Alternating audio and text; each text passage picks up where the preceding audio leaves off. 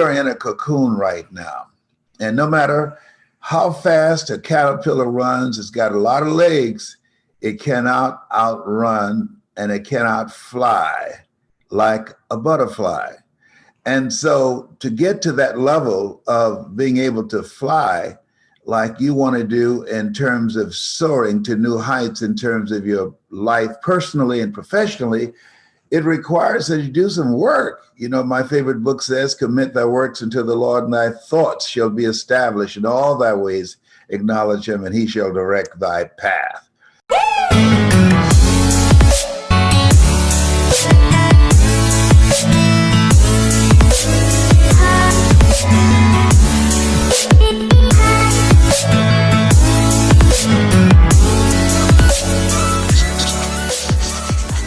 I just want to quickly, without further ado, just wanted to say thanks all for being here. We have, it's been a great honor for me to work with you for the entire week.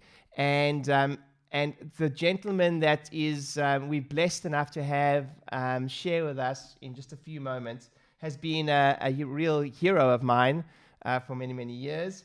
I don't even think he knows this, actually, but Mr. Les Brown is someone that, Les, I don't know if you know this, but I have been speaking as part of T. Harv Ekker's Millennium Mind Intensive for many years, etc. And I got to know a lot of the organizers. And every single time I go to any event, and I say, who's the nicest speaker to work with, the guy with the biggest heart? Everybody always says Mr. Les Brown. So, ladies and gentlemen, without any further ado, please help me. If you just do a virtual round of applause for a living legend and an amazing human being, Mr. Les Brown. Mr. Les, how are you? Good, better than most, and sometimes even better than that. How are you doing? I am awesome. We are so excited to have you on the call today. Thank you so much for agreeing to come and help us and give us some of your wisdom. Prior to this, I actually posted, I believe it was your Georgia Dome speech. And so everyone is excited. Excited is an understatement to just learn from you and just hear you a bit today. And I'm just, as I say, so grateful for you to come on board. So thank you so much. Well, first of all, I want to thank you for giving me the opportunity to talk to your tribe. And congratulations to all of you who see the value now more than ever of investing in yourself and looking for ways to take your life personally and professionally to the next level. We're living in a very different time. I'm 75 years old. As of February 17th, I celebrated my 75th birthday. I've seen a lot of things, but I have never seen anything like this. I've been calling my daughter downstairs. I said, baby, have I been dreaming? She said, no, it's no dream, it's real. I said, oh my God, I can't believe this. Oh my goodness. So this is real. So she told me that I'm not going to wake up and it was a bad dream. And I was watching too much television about 2 weeks ago and I sneezed. And before I knew it, I ran downstairs and said, wait a minute, that's my sneeze. But I came back upstairs and still sprayed some Lysol in the room. I got to get everything. So I'd like to share with you some thoughts around what it is that people who are winning now, what they're doing. And it says, people say that opportunity knocks on every door. And I don't agree with that entirely. I believe that opportunity stands by silently waiting for you to recognize it. We are in a cocoon right now. And no matter how fast a caterpillar runs, it's got a lot of legs, it cannot outrun and it cannot fly like a butterfly. And so to get to that level of being able to fly like you want to do in terms of soaring to new heights in terms of your life personally and professionally, it requires that you do some work. You know, my favorite book says, commit thy works unto the Lord, and thy thoughts shall be established. In all thy ways acknowledge him, and he shall direct thy path. And so I don't know you, but here's what I know about you based upon my own experience. You have something special. You have greatness in you. And when you realize and recognize that, it's very important that you have a strategy to reinforce that, because things happen to us before the year is out. Statistics indicate things will happen personally to us or to people that we care about. And so one of the first things that's very important is fortify your mind. I think that you should create a ritual, if you're not doing it already, to fortify your mind. When I get up in the morning, number one, I have a scripture that I always say, all things work together for good for those who love God and for those who are called according to his purpose. And then I have an affirmation, which is, Lord, whatever I face today, together, you and I can handle it. Lord, whatever I face today, together, you and I can handle it. And then I review the agenda for my life, the things that I'm going to do today. Most people just want to get through the day. I have a goal and objective of getting things out of the day. And so I want you to think about where you are right now and look beyond this moment where we are and make a commitment, if you have not already, to be dramatically different coming out of this time than going in, that you have a dramatic transformation, because it's required. We're in a new space we have never been before. And so you have to ask yourself, how do you see your life after this place where we are? It has not come to stay, it has come to pass. I was listening to the young lady who talking about the things that she implemented based upon what she learned that Ryan shared with her, and that took her practice to the other level. And so all of us have moments in our lives that we have to begin to upgrade the kind of input that we receive, the strategies that we explore, to begin to move ourselves to that next level. But look at yourself, look at your goals, and whatever goals that you set for yourself, I'm encouraging you to raise the bar. Why, Les? Well, I'm going to share with you why I'm raising the bar. I always ask audiences when I speak to them, how many of you know if you had your life to live over again, you could have done more than what you've done thus far? And I raise my hand, and most people raise their hands. And so the reason I believe that most of us don't achieve and do more is because of the fact of our mental conditioning and our circumstances and things that we go through. Dr. Martin Seligman, who wrote the book called Learned Optimism, and he said that the difference between people, what they do and what they achieve, is largely determined between the ages of 0 and 5, that we determine what's available. We say, yes, there's a word in our heart that says yes, or it says no. And so in order to convert that no into a yes, it's very important that we do some work to peel back the things that have been instilled in us, because we live in a world where we're told more about our limitations rather than our potential. And so I'm encouraging you to begin to look beyond where we are right now and begin to envision how you see yourself, how you see your practice, and be in an alignment of what it takes to produce that. I want you to write this down: radical change. That as you look at yourself, look at your goals, opportunity does not knock on every door, but what happens is that you must be willing to be vigilant. You must be willing to know that opportunity does not knock on every door, but it stands by silently waiting for you to recognize it. Out of this period where we are right now, that I see as a cocoon, new techniques and strategies, marketing methods and techniques, expanded visions, new opportunities of all types. I remember the first time when I had I'd injured myself, and I went to a few doctors, and they wanted to put me on some addictive medication, and I said no. And I went to talk to this chiropractor, first time that had ever been an experience of mine. And I was a state legislator at the time in Columbus, Ohio. And this gentleman had a passion for his work unlike I'd ever seen before. And the reason I went to him, someone told me about him, and he had been in a car accident, and traditional medicine did not help him.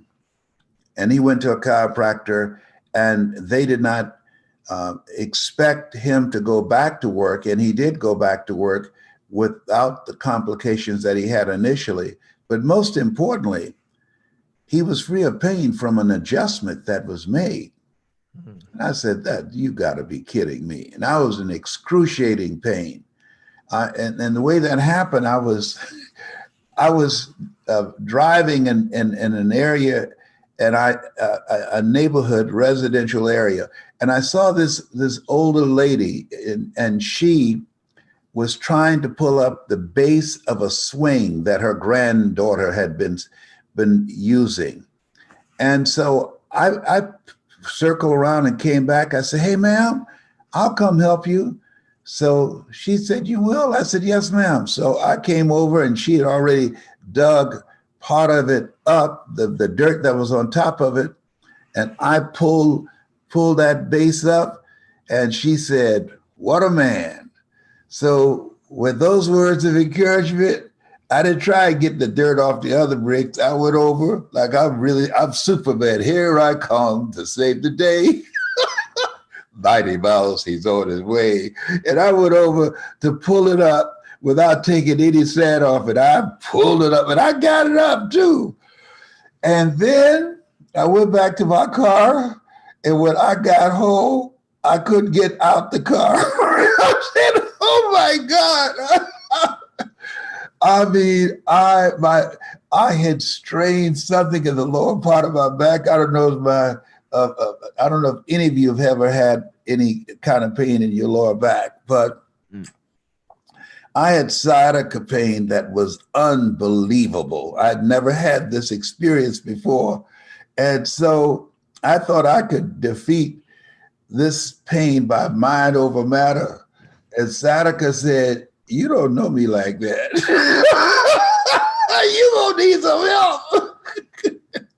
So I sat there for a moment, and I said, "I feel this pain, but it's mind over matter." I put my one leg out, and I got out slowly, and then I just pushed myself up through the pain, and I let out a scream. "Wow!" My kids came running out. "Daddy, what's wrong?"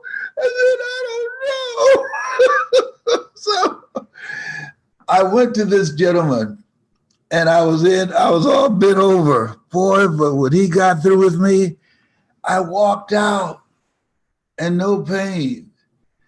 I said, "Whoa, my God, this is unbelievable. No pills."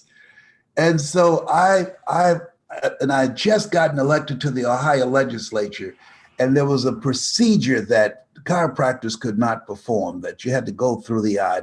I don't remember the name of it, but I sponsored that bill, and I supported it, that chiropractors were not allowed to administer it, but we got the legislation passed.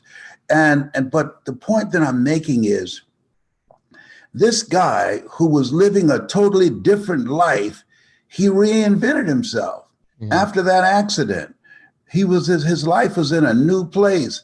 And he decided that because of how he was able to achieve a level of wellness and flexibility, that this was going to become the new direction of his life. This was going to become his passion. And so this is a time that you have to look at yourself, look at what your goals are. And I encourage you to expand your vision and raise the bar on yourself. When I got back from my trip to Dubai, and this is before the lockdown, and people were required to go into quarantine for 14 days, all of my speaking engagements were gone. And so my assistant said, "What are you going to do?" I said, "Well, we're going from butts in the seats to eyeballs on the screen. We have to go virtual. And as a result of that, we've been able to do 3 to 4 events a day virtually. And so we have to look at opportunity doesn't knock on every door. It stands by silently waiting for us to recognize it. So I had to make a radical change. As a result, I'm not getting on another airplane. As a result, no travel, I'm done. That's it for me. And my kid said, Dad, you're kidding. Are you retiring? No, I just don't want to fly anymore. And I'm not going to take any chances getting on an airplane and some motivated coronavirus bug say, I think I'm going to take an old dude out today. No. I'm keeping my little buzz safe on the ground in my room, upstairs with my Lysol, with my gloves and my mask.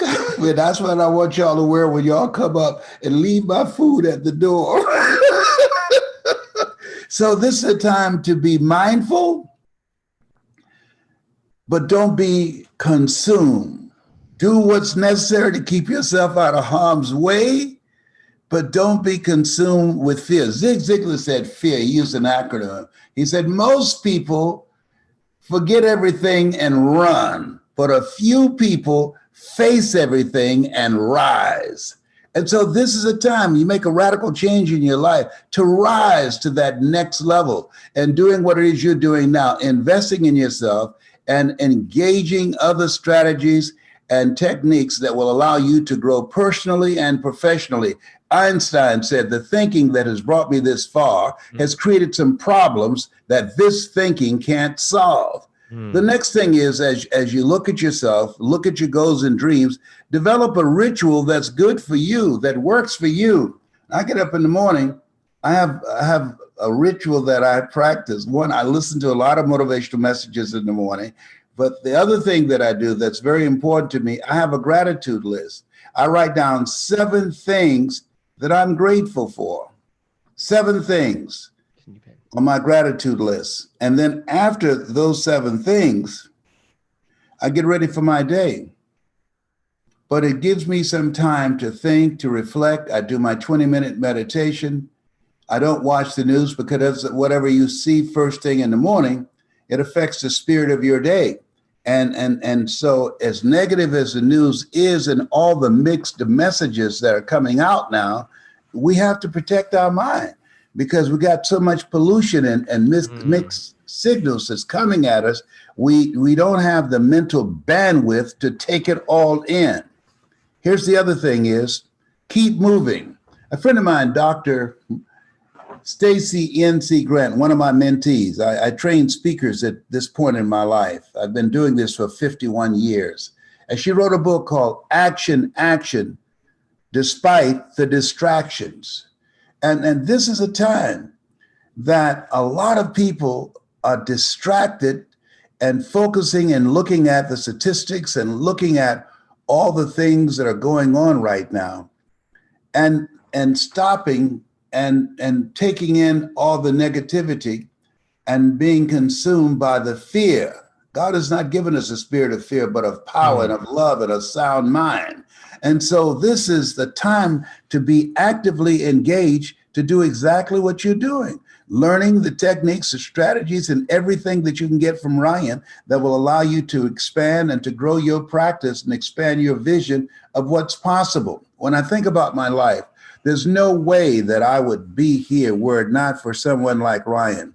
I was labeled educable mentally retarded when I was in the 5th grade and put back from the 5th grade to the 4th grade, failed again when I was in 8th grade. I have no college training. I was born in a poor section of Miami, Florida called Liberty City, an abandoned building on the floor with my twin brother.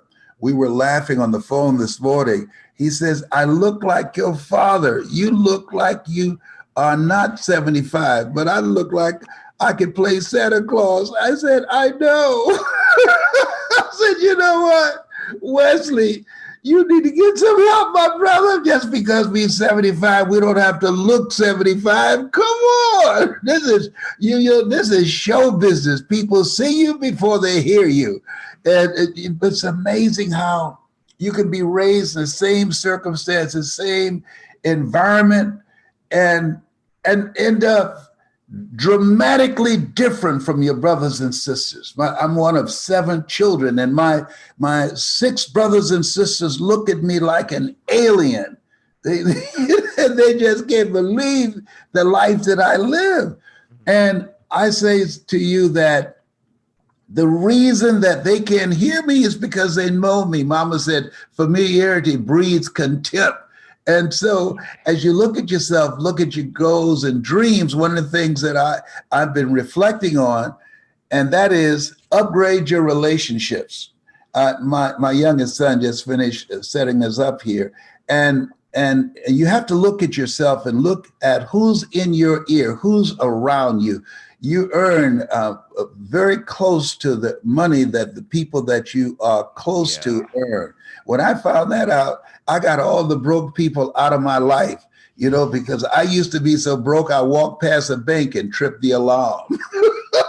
I said, no, y'all gotta go. Don't go away mad, but you gotta go away from here because I wanted more. And my mother used to say, birds of a feather flock together. You run around with losers, you end up a loser. And there's some people, they're fine living a small life. They're fine just surviving. What it takes to live and what it takes to survive are totally 2 different things. The other thing is you look at your goals and look at your dream. It's very important as we are apart to find ways to communicate more effectively with the people in your community and continuously look for ways to create a level of intimacy and connectedness and bonding and being able to continue to allow them to see you as a source, as a resource that they can turn to. And Les, I wonder if I can jump in there on that note. It was something you said to me exactly on that note. Recently, I was having a conversation with Les on the phone, and he said to me, one thing you say to speakers is that what you say is important, but what's in your heart is so much more important. And it was probably the first time that anyone's ever said that to me from a communication perspective when you're talking about communication. And one of the biggest things that we get from your communication is heart. So do you have any, on that note, do you have any advice for us to communicate more authentically and congruently? Yes. Number 1, listen to how your customers or your community is listening to you. The best communicators are the best listeners. Listen to how people are listening to you. Number 2, never let what you want to say get in the way of what your community wants to hear. I spoke in the Georgia Dome before these 80,000 people. When I came in, I assumed that the story that I told about my son, John Leslie, who just left the room, my beating him in Connect 4, would be the story that will stand out in people's mind. I learned a very good lesson. After the speech, people came to the table and said, look, I want that cassette tape that you had about how you became a disc jockey and you were hungry. You got to be kidding. No. But, well, it's on this one, but it says it's not over till you win. Okay, but that's not what I want. I want that one. It's like if you ever bought an album and you take it home and you heard for one song and then you heard something on the album that was better than the song that you heard and why you purchased it. And so people wanted the story about how I became a disc jockey. I said, whoa. So I learned something from that. I just started testing things. And so what I started doing is listening. I would tell a story and then I would listen to how the people or the person was listening to me. And if they responded, wow, That's a keeper. Based upon what that response is would determine what I would incorporate in the process of my communication with that person to persuade or to encourage them to see what I'm sharing with them that would be of value to them. But I would test it before I went out to the broader community to make it a major part of my presentation. So it's about listening, paying attention, asking strategic questions so that they would respond, and then I'll know how to align myself. Let me give you another good example. I spoke for Novartis Pharmaceutical. They brought me in to give a speech on you got to be hungry. And so I decided to stay around and to listen to the other presenters. And then they had some advertising on the table, on brochures, that said the danger zone. I was looking at the opportunity to create more business. Opportunity doesn't knock on every door, it stands by silently waiting for you to recognize it. So I asked the president of the company, I said, what does this danger zone mean? Oh, this is what we're doing is teaching doctors how to communicate with their patients and let them know if they don't take their hypertension medication, they can have a stroke or they can have a heart attack and die. I said, do you take hypertension medication? He said, yes. I said, why? He said, because I want to live. And then I asked, then why are you waging a campaign on fear? He said, whoa, that's true. He said, do you know I train doctors? I said, absolutely. He said, I'll give you the contract. Guess what I did? I went, I called my doctor. I called a few other doctors that I had been communicating with. I'm overcoming 4th stage cancer, have been for 27 years. And I put together training, and they offered me how much they would pay me for it and asked me, would that be okay? Guess what they asked me? We'd like for you to speak in 35 cities. We can pay you $640,000. That's Monday through Thursday, 16 engagements. I said, you gotta be kidding. He said, okay, we can add another $20,000. I was saying you gotta be kidding out of disbelief. I didn't want to say anything right away because I done spoken unknown tongues. Tie the yellow bow tie, tie the yellow bow tie. Oh my God. And he said, okay, $660,000. I said, all right. This is our first time expanding in this area with training. We got a deal. He shook his head. Now, had I not taken the time to listen and to ask him some key questions, I would not have been able to take advantage of that opportunity that was waiting there for me to recognize it. And I went on to train for other pharmaceutical companies, the same thing, teaching doctors how to communicate with their patients. And I interviewed a variety of doctors to find out. Ryan, I want to ask you a question. Yes, Are you sir. there? Yes, sir. Why do you think patients are compliant when a doctor prescribes a medication? What is it about that experience that will cause that patient to say, I think I'm going to take the medication? What do you think it is? So the belief in the person that's providing the information, the belief in the way that the certainty with which they provide that information, more than anything, the belief. That's what I would guess. Yes, the belief, but also that they like the doctor. If they don't like the doctor, they're going to put that medication in the trash can or just be right there in the medicine cabinet. But the belief, if they like the doctor and the belief in that doctor, they will take their medication. So when I went around and interviewed all of these doctors and asked, do you know the patients that are compliant? And what is it? How do you know that? And based upon that information that I got from over 15 different doctors, I put together the training that allowed me to take advantage of that opportunity, and went from here in the United States to speaking in Sweden and the UK and all across the country and out and around the world. So being a communicator is very important, that we listen to the listening of how we are communicating and what people respond to, and watching them, their body language, watching their eyes.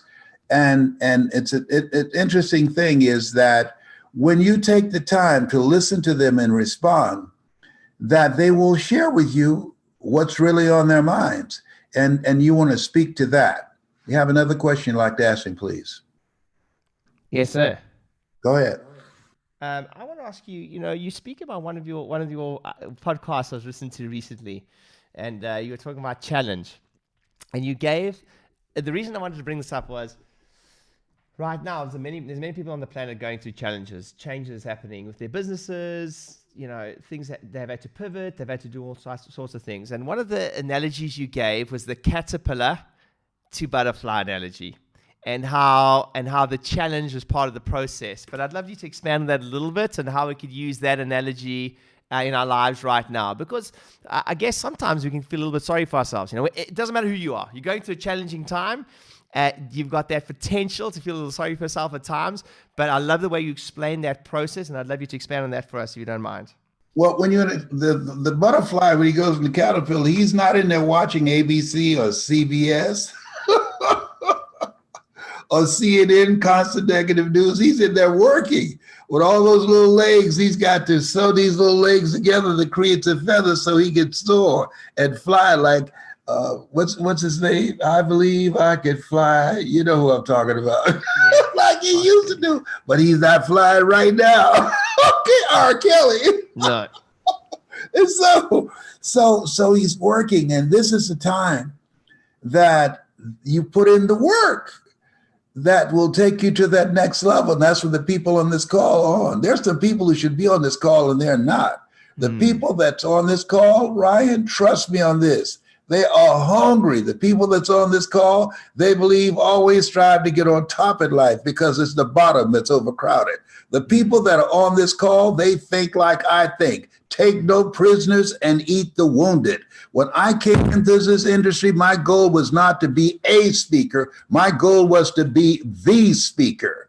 And so when you have that kind of mindset, you have a mindset of expectation. And the best illustration I can give you of that, my oldest son, we went for a walk. And I wanted to just share with him what I was feeling about him and observing him in my heart.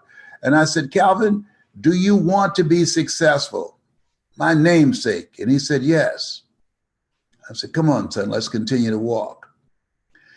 And after about 10 minutes, I stopped him again. I said, do you expect to be successful? He got up in his face.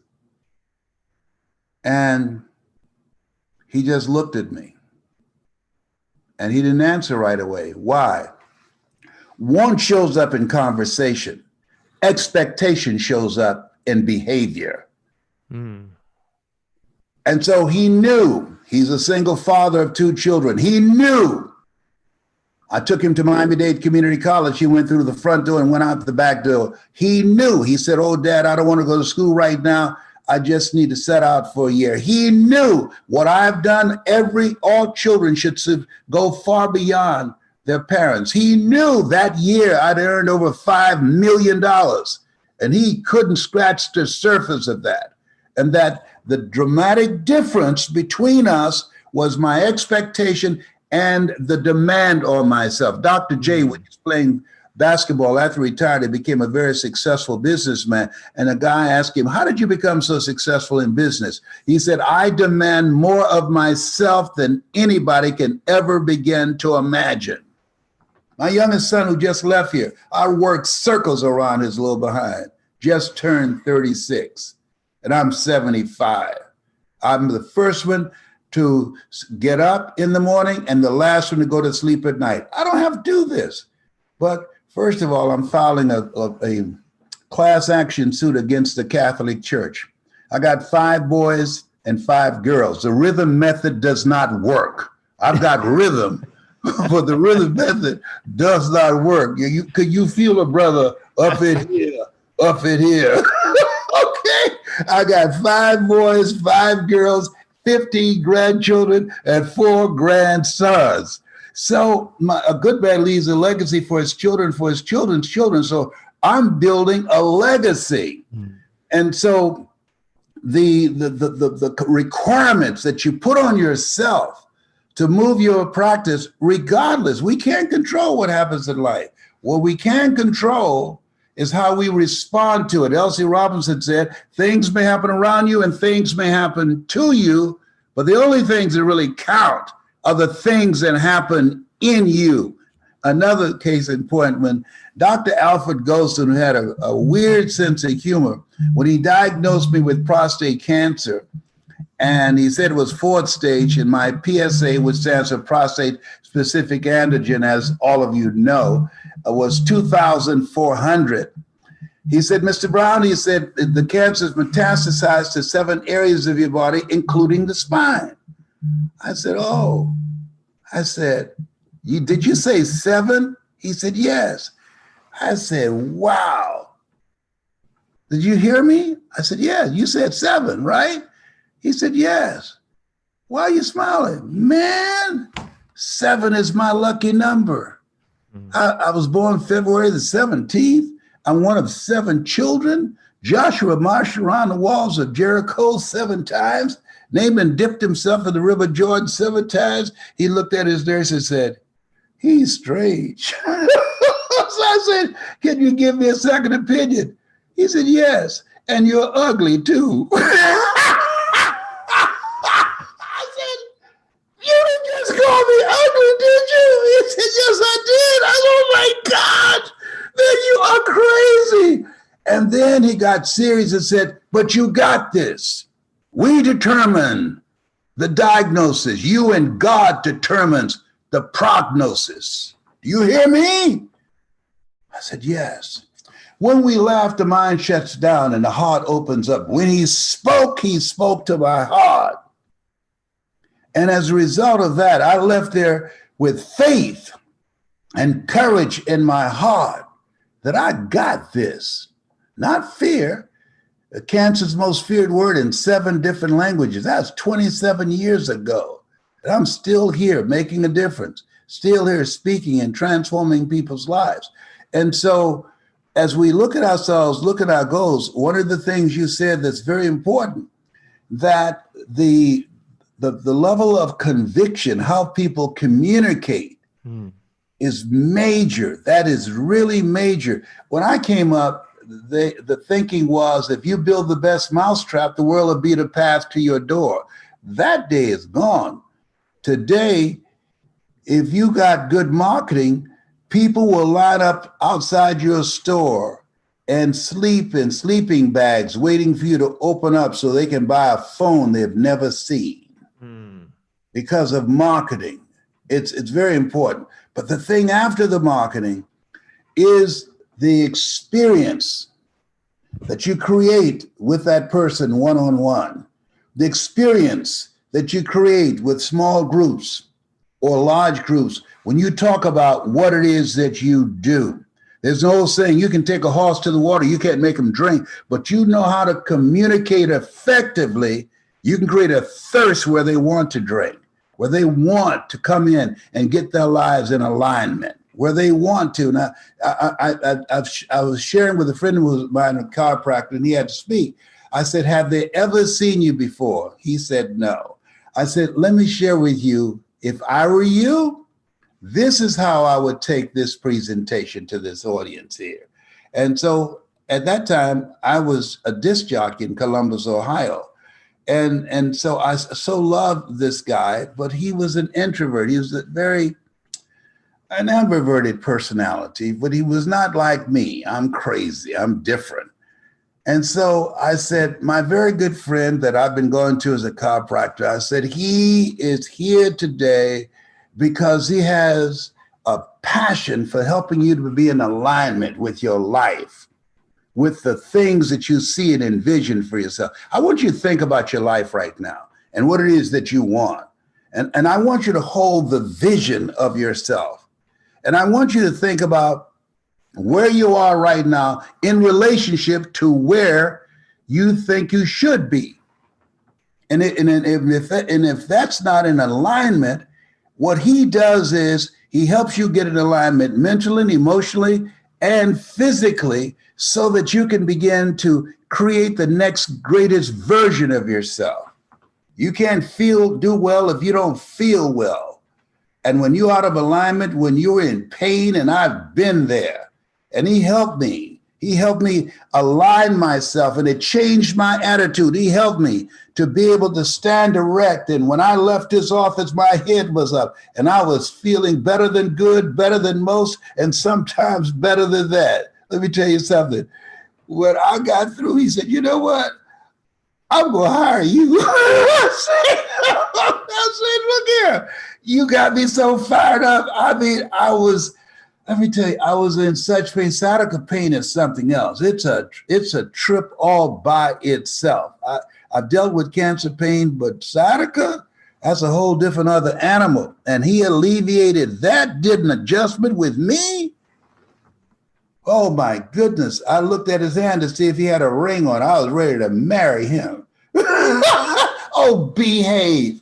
So anyhow, what's your next question? Actually, it's okay. I wouldn't mind. I would if it's okay. By the way, give me a hand up in the group, or whether if you're learning a lot from Les. You learning a lot?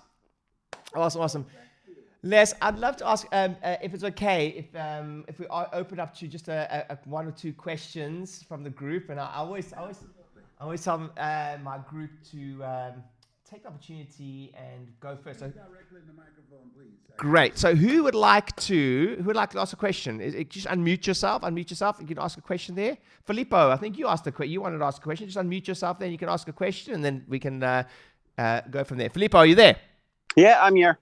Can you hear me? Cool. Filippo, awesome. How are you? I'm good. Les, it's so good to talk to you personally. So thank you very much for all your wisdom. Thank you, sir.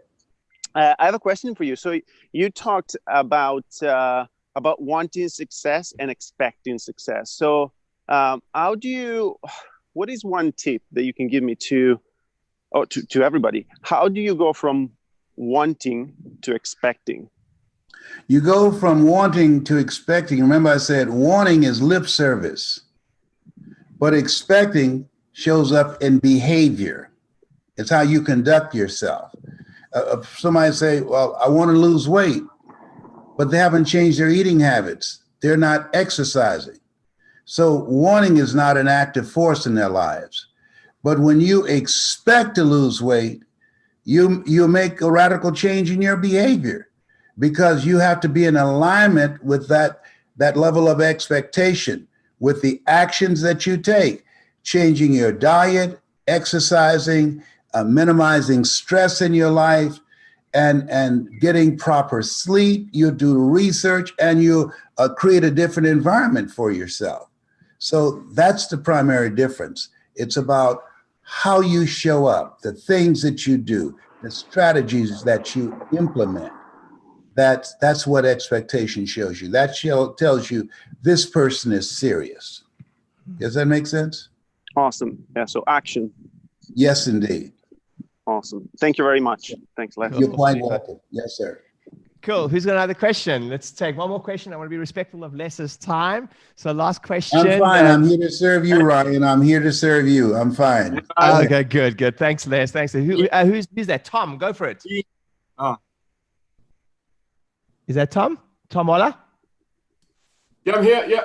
Can you hear me? Okay, great. Go for it, my friend. Ask the question. Go for it.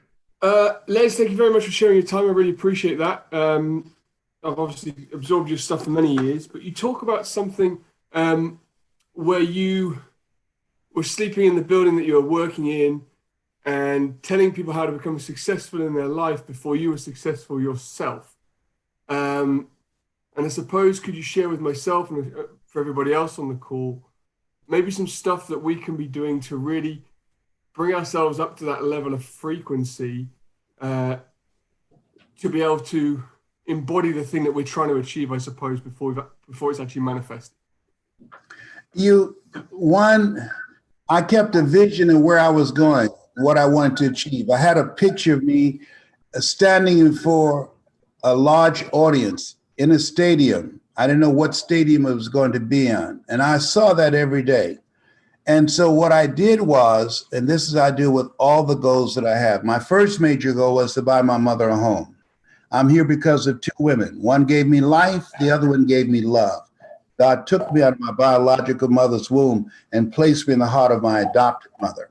I always say that, like Abraham Lincoln, all that I am and all that I ever hope to be, I owe to my mother. And so I wanted to take care of my mother. If anything happened to her, I wanted her to know I would always be there. And so, but the main thing, I wanted to get this home. And I took a picture of a home that I knew she would love. And so I had that picture, number one, and I was in the Penobscot building, 21st floor in Detroit, Michigan. As I said, 7 is my lucky number. So 3 times 7 is 21. And I had a picture of the home, and I had over the top, I give thanks that I have purchased this home for my mother, fully furnished and everything paid for. On the back of the card, I had Matthew 7:7. Ask and it shall be given. Seek and you shall find. Knock and it shall be opened unto you. So I read that a minimum of 3 times a day. And when I would get up in the morning in the Penobscot building, I had to sleep in the closet because the janitorial staff, they would come in between 1 and 2 o'clock. So I had to go and hide in the closet while they cleaned the offices because you were not allowed to stay in the office. The security said, and they reported me to the owners, this is not an apartment building. And so I hid from the janitorial staff in the closet, and I bathed in the sink down the hall. But I always, when I got up in the morning, I looked at that home, and it says, I give thanks that I have purchased this home for my mother. It's fully furnished and everything's paid for. And then I turn the card over, and I say, ask and it shall be given. Seek and ye shall find. Knock and it shall be opened. Now I'm going to tell you something I've never talked about publicly. I was dating a young lady who was an ophthalmologist. And so she invited me to lunch. She came down to pick me up at the Penobscot building. And she knew that I was sleeping in my office. And she had me to have lunch with her friend. I just remembered her name, Rosalind. And so Rosalind came and said, how are you doing, Mr. Brown? I said, fine. And so we sat down at the Renaissance. It's a tall building in Detroit. And she said, what kind of work do you do? I said, well, I'm going to become a nationally known motivational speaker and trainer. She said, is that right? Who are you going to speak for? I said, major corporations around the world, AT&T, Procter & Gamble, McDonald's Corporation, General Electric. Look at all these major automobile manufacturers here in Detroit. So she said, well, where'd you get your training? Oh, I don't have any college training. In fact, I think this is going to give me an advantage. When I was in the 5th grade, I was labeled educable mentally retarded and put back from the 5th grade to the 4th grade. And I failed again when I was in the 8th grade. But I think that gives me an advantage. I don't have any college training, but I'm hungry and I'll do a great job. She said, you will, huh? I said, yes. She said, Mildred, can we go to the restroom right now? So Mildred said, yes. So they got up and went to the restroom. They're gone for about 15 minutes. Came back, Mildred's eyes were red. And so Rosalind said, goodbye, Mr. Motivator. You take care here. I said, yes, ma'am. It's a pleasure meeting you. I said, Mildred, why are you crying? What did she say to you? She said, you're suffering from delusions of grandeur. She's a psychiatrist. I said, is that a good thing? She said, hell no. She said, you crazy. So she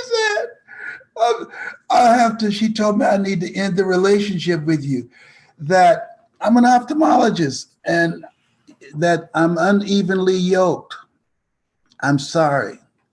But have we had any problems? She said, no. Have I asked you for anything? She said, no. But she said, I need to be with somebody that's on my level. At that time, I was furious.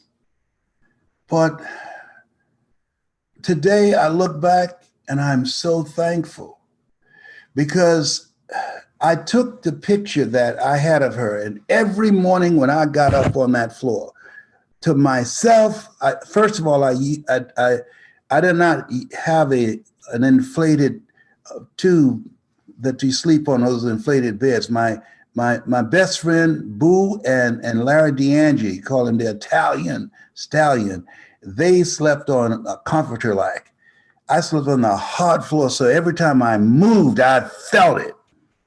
And every time I'd look at her picture and say, you don't know me. You don't know me. And would you believe 6 weeks later, Sue Burkhardt, who worked for me, said, there's a person that wants you to come speak at this church called the Church of Today outside of Detroit. Are you willing to speak? I said, absolutely. So I went and spoke. At the end of my presentation, a television station news reporter was there. He loved my speech and he did an interview with me. And Michael King of the King Brothers saw that interview.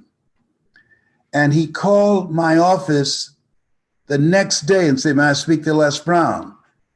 And she said, Mr. Brown, there's a call for you. I said, hello, how are you? My name is Michael King, and I represent King World.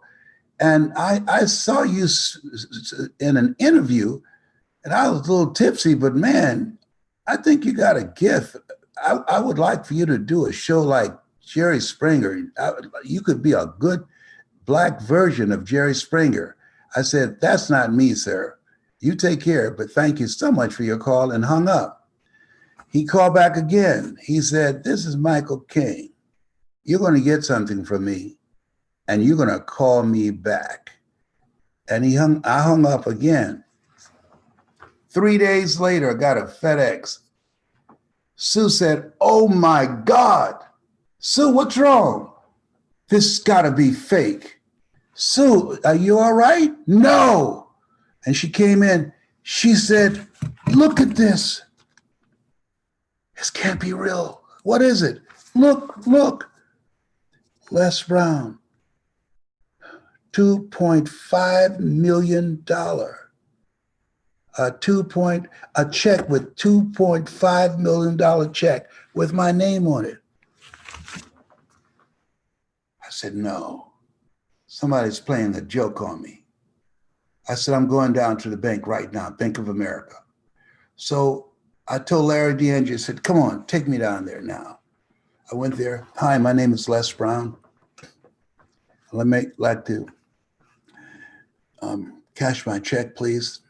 But I don't want much of it. I just maybe like $200 or $300, because I didn't want them to think that I was committing fraud. So they looked at it, and the lady said, that's all you want? I said, yes. And fortunately, the check was written on Bank of America, and she gave me $200. I didn't move right away because I would have peed on myself, being honest. I said, oh my God. As a result of that, I called Mildred, invited her down to the Renaissance Hotel. I got some guys, about 4 guys, to get some rose petals. And I had a limousine to pick her up and sprinkle rose petals in her path as she came in. And then I had a guy to escort her up in a white tuxedo. And then they brought her to my table. And I said, order whatever you want. And she sat down and she said, thank you. And as she started eating it, all of a sudden, she dropped down on her knees and said, would you please marry me now? I said, no, I'm not mentally fit for you.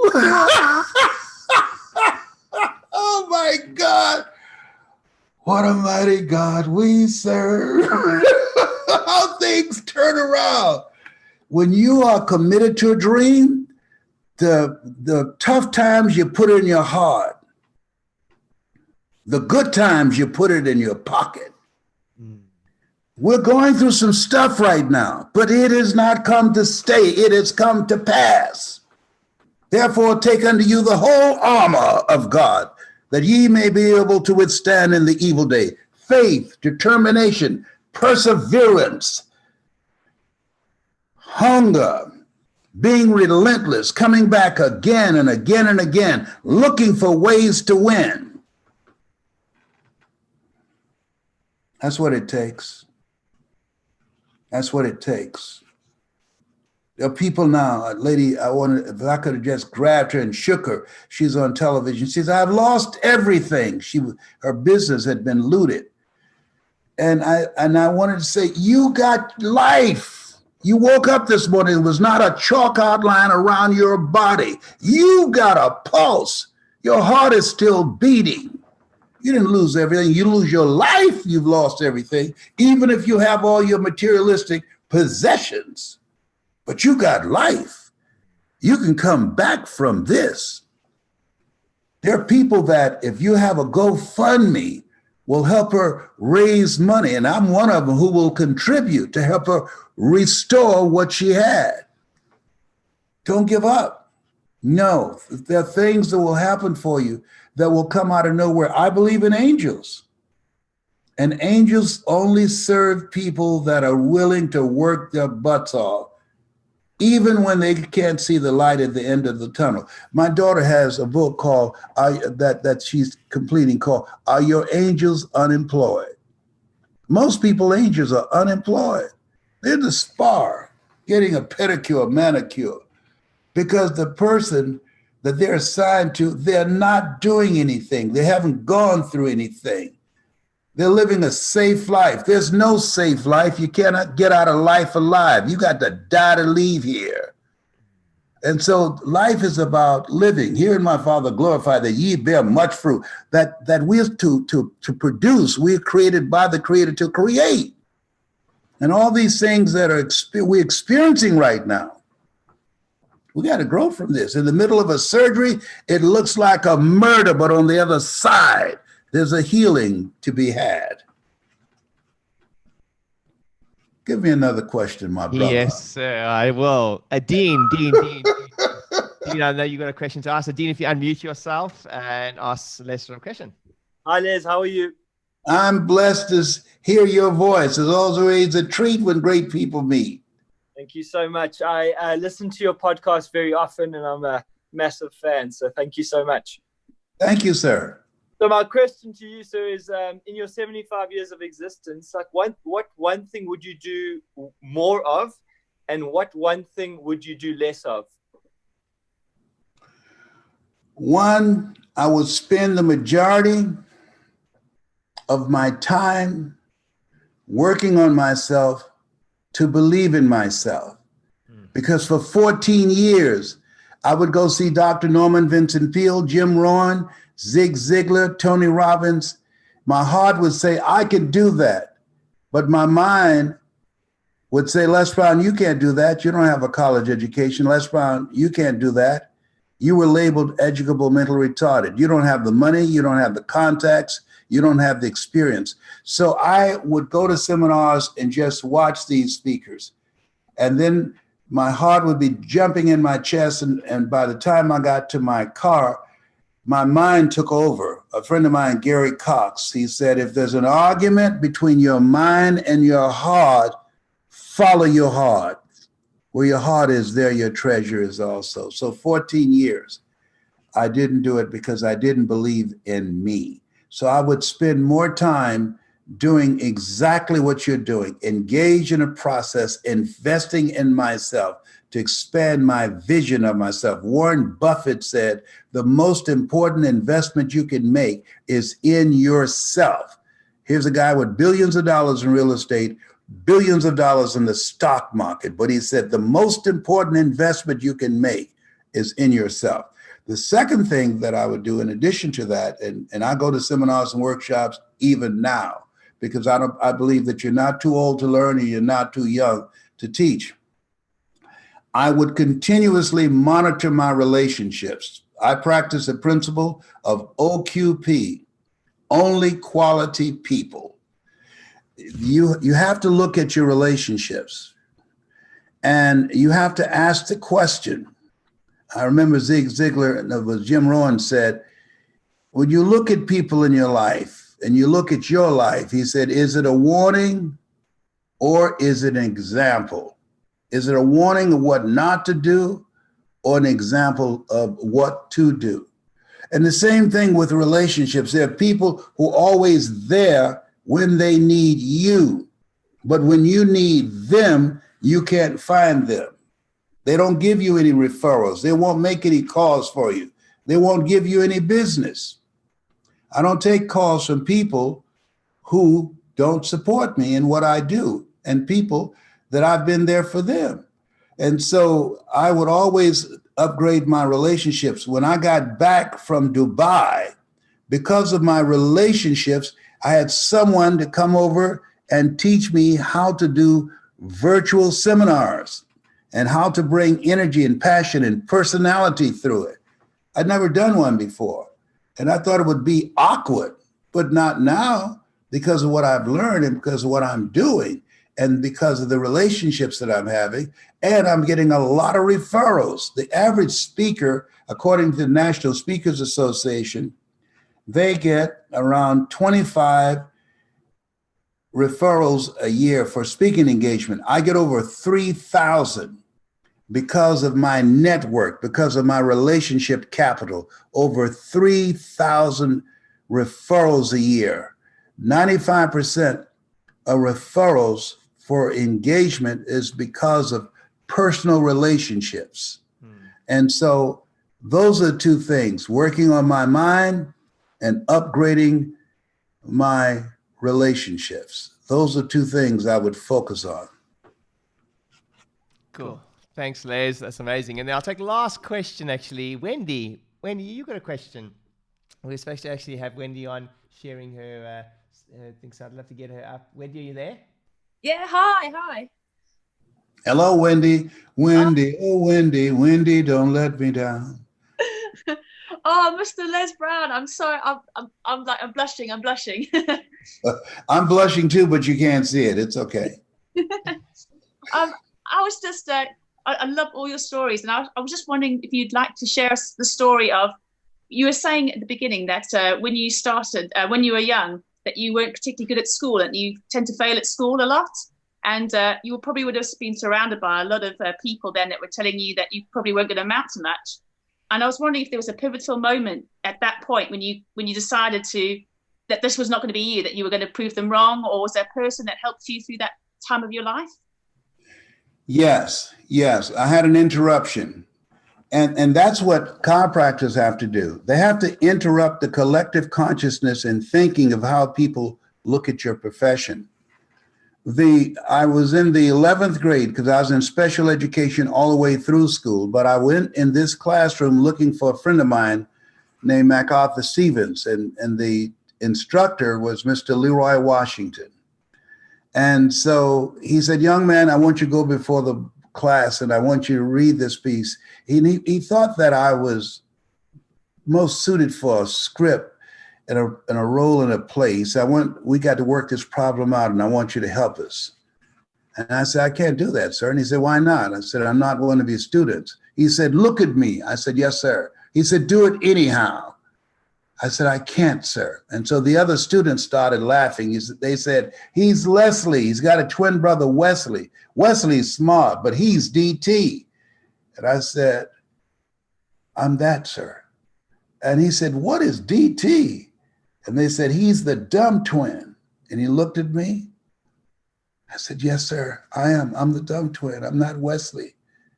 I know I look like my twin brother, but I'm the dumb twin. And he came from behind his desk and he looked at me. He said, don't you ever say that again. Someone's opinion of you does not have to become your reality. And boy, wow. My mother said, sticks and stones can break your bones, but words will never hurt you. But words do hurt, and deeply. But when he said that, it jarred me.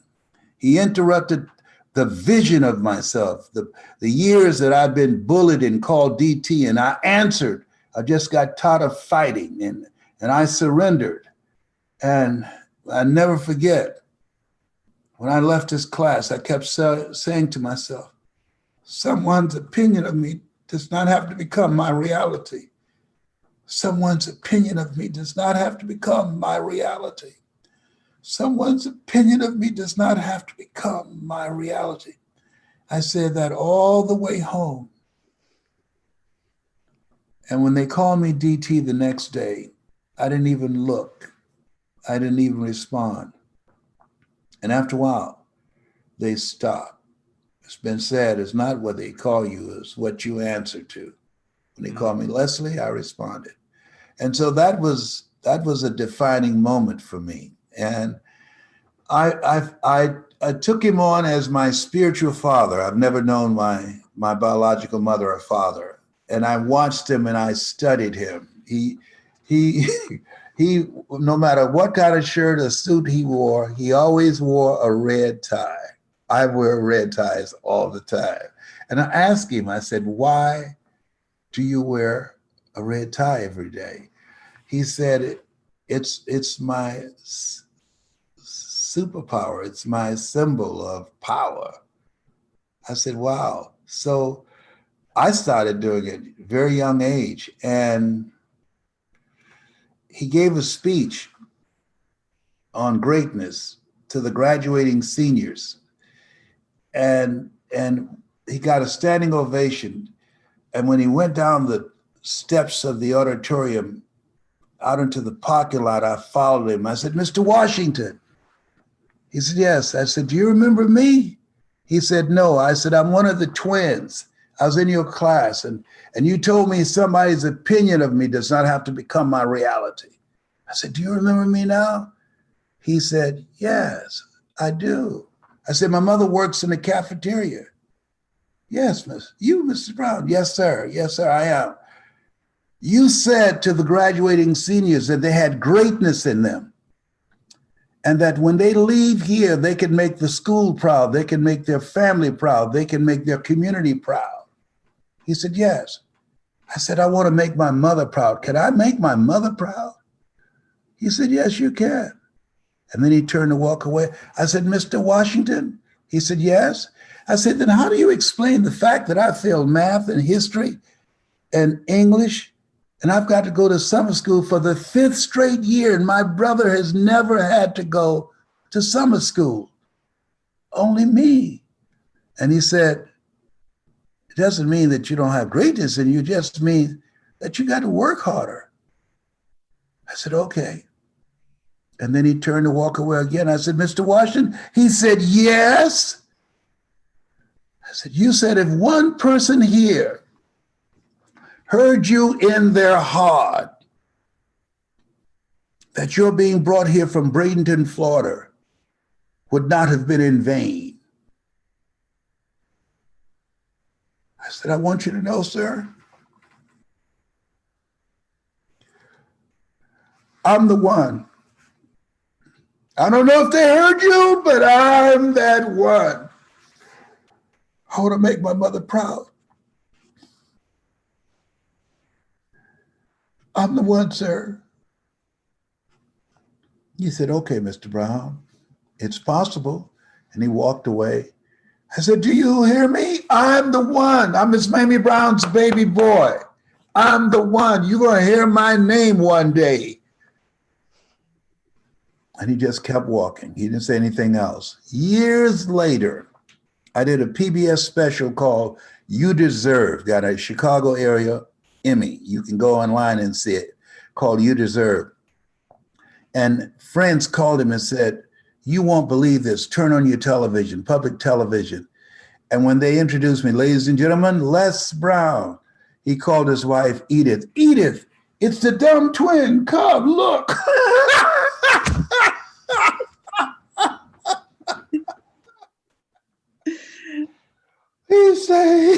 She said he sat in amazement. Even when the program went off, he just sat there and looked. He said, Who would have thought? Who would have thought? And he called me in Detroit. And he said, may I speak to Mr. Brown, please? I said, who's calling? He said, you know who this is. I said, Mr. Washington. He said, yes. You were the one, weren't you? I said, yes, sir. He said, but you were such a crazy kid. I said, I know, but I'm rich now. He was shocked out of his mind. Who would have thought? Of all his kids, thousands of his kids, I was the only one from Booker T. Washington High School in Liberty City and Overtown in Miami emerged to this level. Boy. Wow. This thing called life. I know you guys got to go and got to do other things. Thank you so much, Ryan. Mr. Les Brown, sir, it was an honor. And, every time I hear you speak, you light up. I just got a heart written down here.